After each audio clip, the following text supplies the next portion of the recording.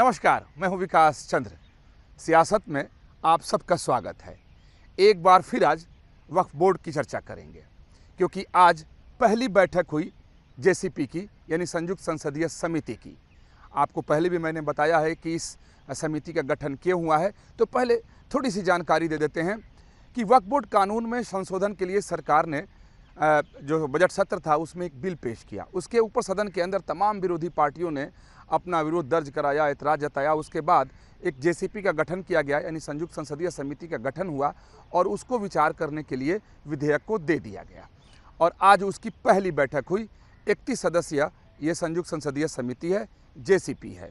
और उसमें लगभग 2 सदस्य आज मौजूद नहीं थे, गैर हाजिर थे, लेकिन उन लोगों ने पहले ही बता दिया था समिति के अध्यक्ष को, जो बीजेपी के वरिष्ठ नेता हैं और कई बार के सांसद हैं, जगदम्बिका पाल, जिनकी अध्यक्षता में इस जेसीपी का गठन हुआ है, कि वो लोग किन कारण से नहीं शामिल हो रहे हैं, तो उन लोगों ने पहले ही बता दिए थे। तो लगभग कह सकते हैं कि लगभग सभी सदस्य इसमें मौजूद थे। आपको बता दें कि इस जेसीपी में 31 सदस्य हैं, 21 लोकसभा के सांसद हैं, 10 राज्यसभा के सांसद हैं। इस 31 में 4 जो मुस्लिम सांसद लोकसभा से लिए गए हैं और 4 मुस्लिम सांसद राज्यसभा से लिए गए हैं, यानी 31 सदस्य इस जेसीपी में 8 मुस्लिम समाज के सांसद भी हैं। तो उसकी आज पहली बैठक हुई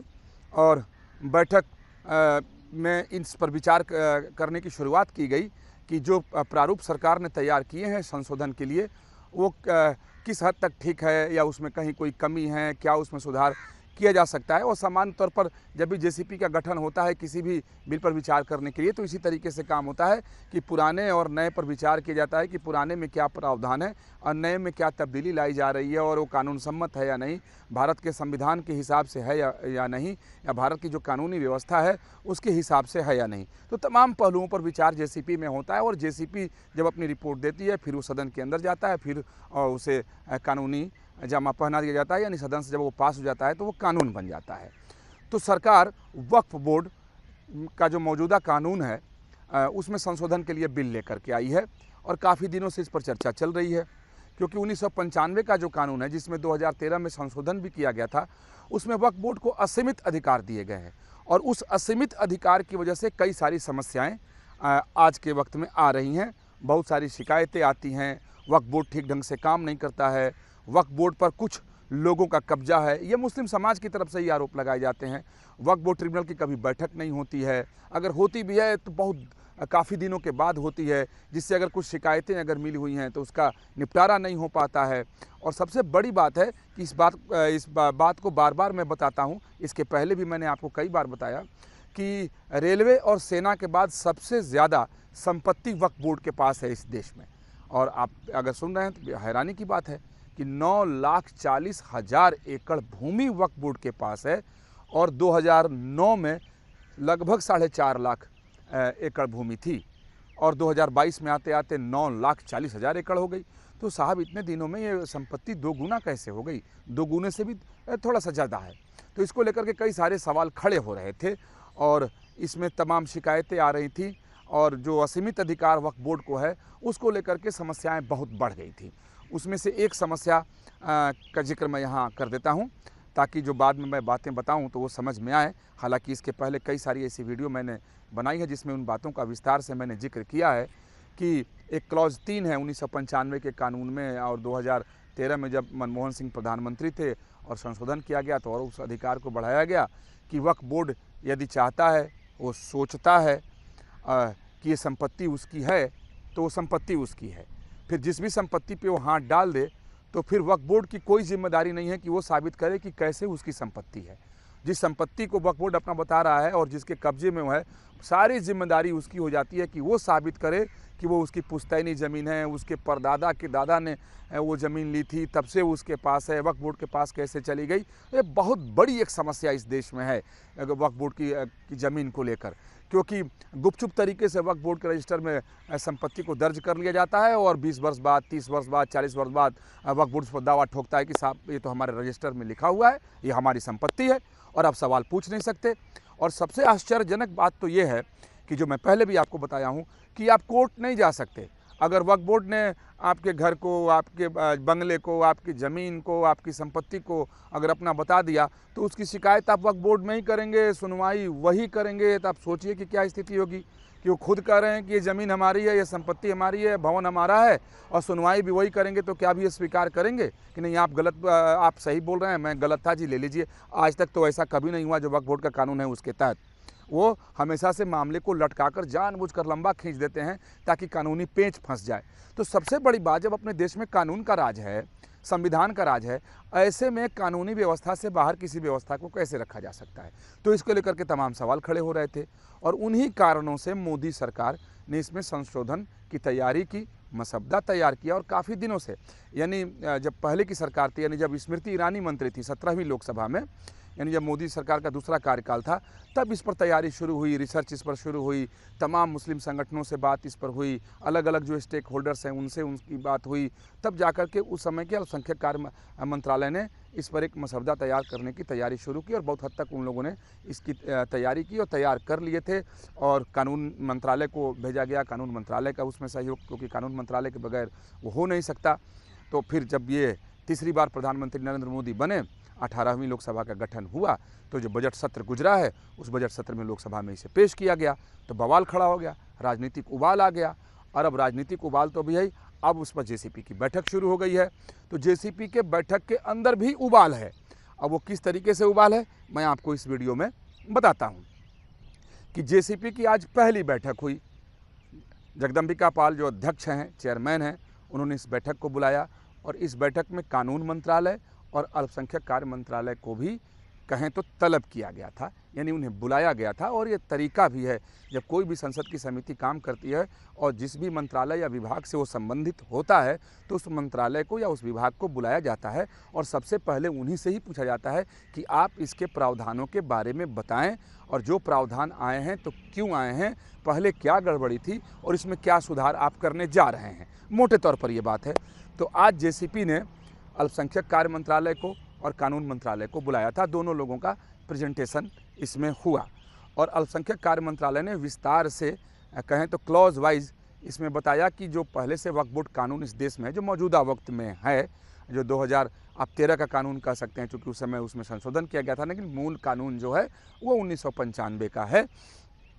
तो उसमें क्या कमी है, उस कानून से किस तरह की व्यवहारिक समस्या आ रही है, कैसे मामले उलझते चले जा रहे हैं और नए कानून के जरिए उनका निपटारा कैसे होगा और किस तरीके से स्थिति सहज हो जाएगी, वक्फ बोर्ड मजबूत होगा, पारदर्शिता चली आएगी। जो भी वक्फ बोर्ड की परिसंपत्ति है, यहाँ बता दूं कि लगभग 8 लाख से ज़्यादा परिसंपत्ति है, जिसका कुल रकबा 9,40,000 एकड़ है।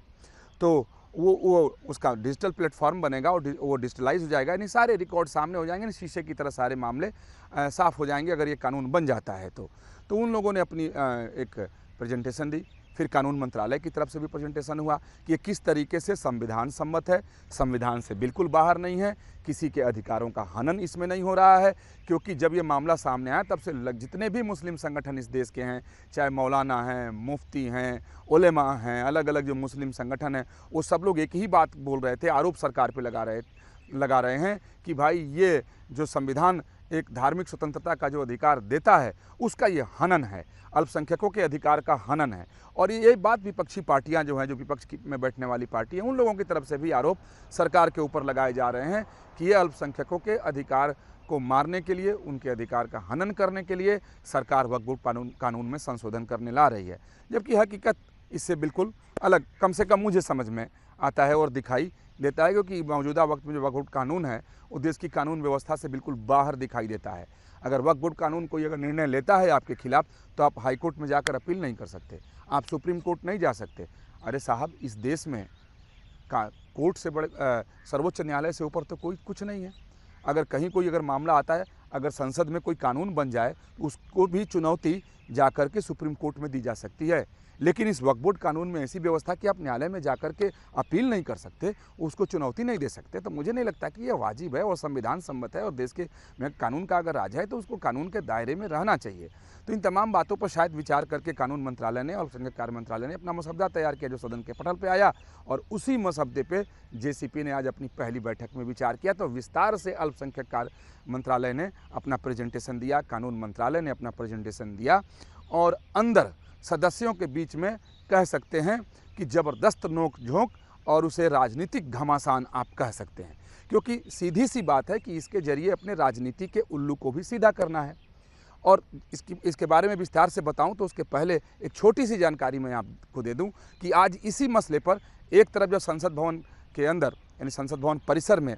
जो एनेक्सी है उसमें यह बैठक हुई, तो दूसरी तरफ जमीयत उलमाए हिंद जो है उन लोगों ने भी अपनी एक छोटी सी बैठक की और बैठक के बाद प्रेस वार्ता की, और प्रेस वार्ता में उन लोगों ने तमाम बातें रखी। उन लोगों ने कहा कि वो लोग बिल्कुल इसमें छेड़छाड़ बर्दाश्त नहीं करेंगे, और उन लोगों ने कहा कि भाई उन लोगों ने चंद्रबाबू नायडू से भी मुलाकात की है, नीतीश कुमार से भी मुलाकात की है, तमिलनाडु के मुख्यमंत्री से भी उन लोगों की मुलाकात हुई है। अब यहाँ इन दो नामों पर आप विचार करें, चंद्रबाबू नायडू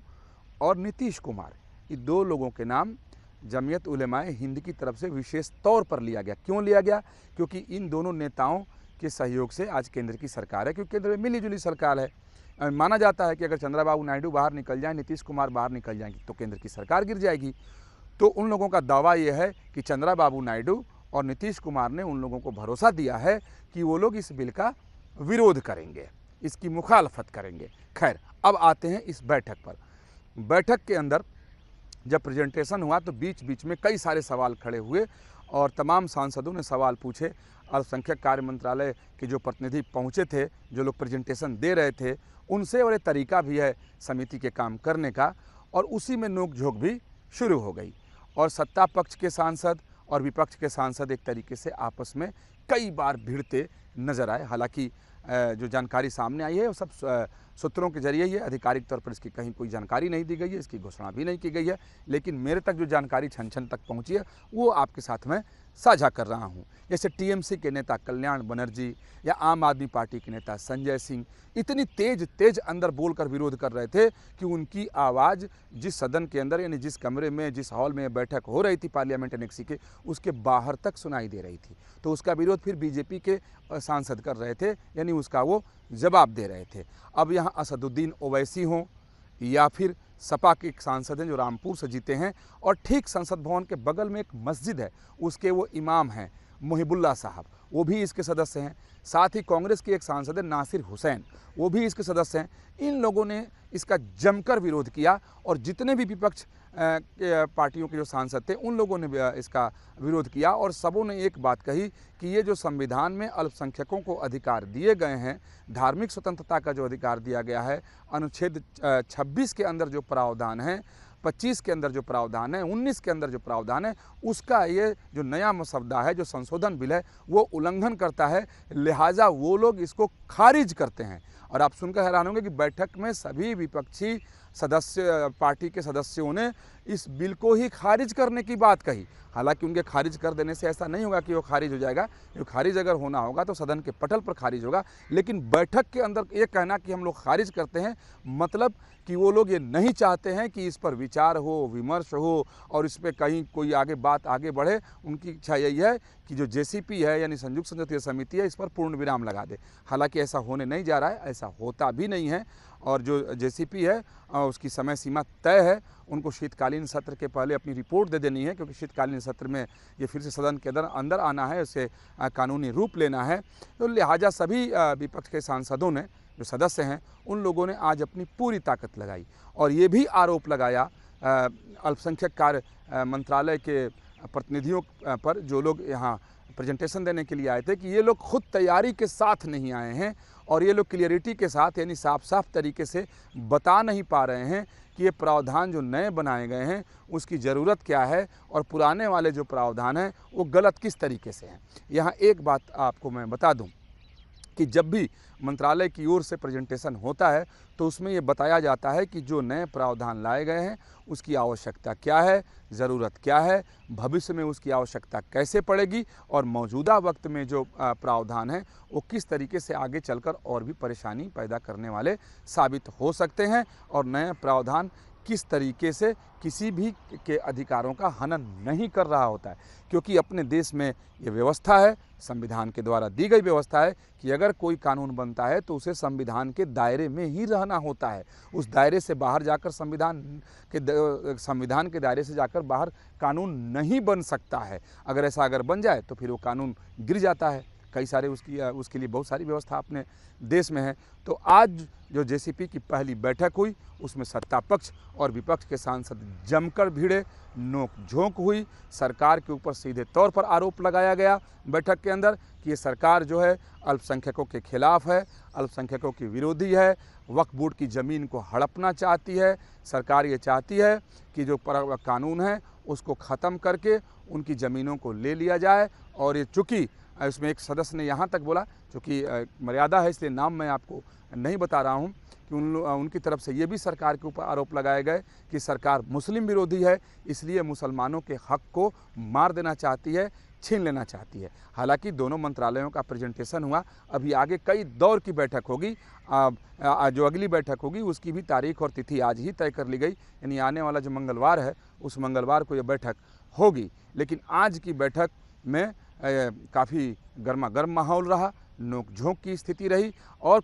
एक एक क्लॉज, यानी जो जितने भी सदन के अंदर जब बिल पेश हुआ था और उसमें अमेंडमेंट्स लाए गए थे तो सब पर क्लॉज वाइज, यानी एक एक क्लॉज, यानी जिसको जहां एतराज़ है, जिस बिंदु पर, जिस पॉइंट पर, जिस प्रावधान पर एतराज़ है, तो उस पर ये प्रेजेंटेशन के दरमियान ये स्थिति साफ करने की कोशिश की गई कि अगर ये प्रावधान नए कानून में अगर लाया जा रहा है तो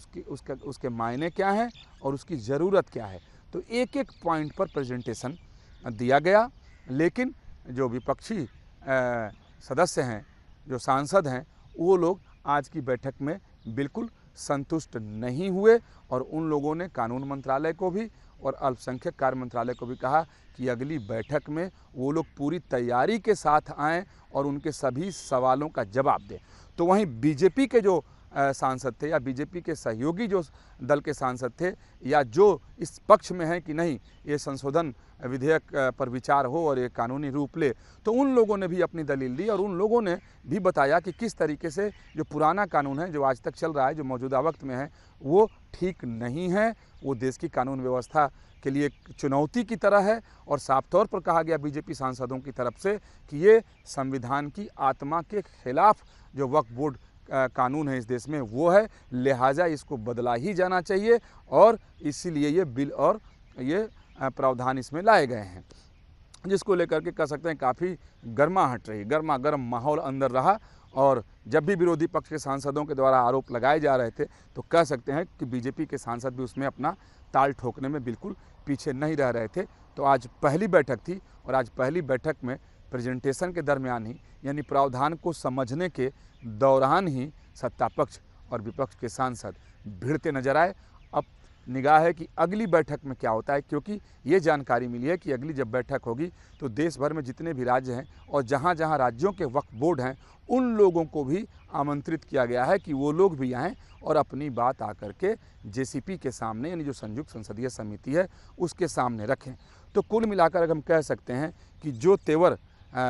विपक्ष का है और जो विपक्षी पार्टी के जो सांसद, जो इसके सदस्य हैं, जैसे तेवर उनके हैं, आज जो तेवर बाहर मुस्लिम संगठनों के दिखाई दे रहे हैं, अलग अलग वक्फ बोर्ड, जो राज्यों के वक्फ बोर्ड हैं, उनके तेवर जो दिखाई दे रहे हैं, तो उसमें कहा जा सकता है कि जो राजनीतिक उबाल राजनीतिक जगत में है तो वो उबाल बाहर भी दिखाई दे रहा है। इसलिए सरकार के लिए ये बहुत आसान नहीं होगा, लेकिन मोदी सरकार मेरे हिसाब से अंगद की तरह पांव जमा कर अड़ी हुई है कि ये नया कानून तो बनेगा ही, यानी पुराने कानून में संशोधन तो होगा ही। तो फिर निगाह रहेगी कि अगली बैठक में क्या होता है। चलिए फिर मिलेंगे सियासत में और कुछ और सियासी बात करेंगे।